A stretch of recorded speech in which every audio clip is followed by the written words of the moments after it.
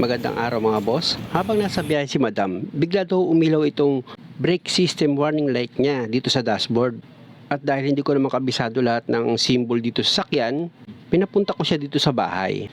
At eto, chinek ko. Ibaba ko yung handbrake niya kasi related yan doon dahil sa brake shoe. Kaya lang, hindi pa rin nawala yung brake system warning light niya. Inisip ko kasi baka hindi bumitaw yung brake shoe. Isa kasi sa pwedeng panggalingan yun sa pag-ilaw nitong brake system nyo. At dahil brake system ang pinag-uusapan, pwede rin dyan sa brake fluid. Pwedeng kulang siya o kaya marumi. O kaya naman sa sensor niya, yung socket wire pwedeng maluwag, wala sa align, o kaya marumi din. Kaya ang gagawin natin dyan, siyempre baba na tayo sa sasakyan, iangat natin itong hood, tapos i-check natin yung brake fluid kung kulang dito sa reservoir niya. Ayan, ang problema, puno.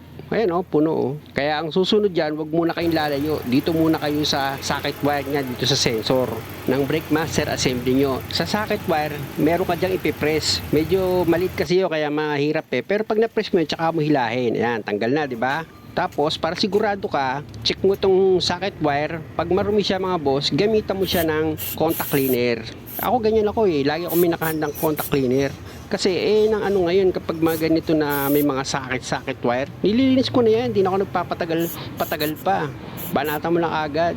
Hindi na kailangan pampaikutin mo pa yung may-ari ng sasakyan para lang kumita tayo. Tama na yung ganyan. Maganda kasi nagtatapat ka pag nagtatrabaho ka. Mahirap yung nakikipaglokohan. Dahil sa bandang huli, mababawi din sa'yo yan, makarma ka pa. Dahil may mga customer naman, kapag maayos ka gumawa, mabilis ka gumawa, nagdadagdag yan.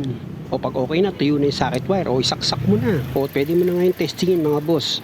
At dahil kasi hindi ko naman pinatay yung makina, pagbukas mo ng pito, makikita mo kaagad yan kung nawala o hindi. O di ba? Okay na siya.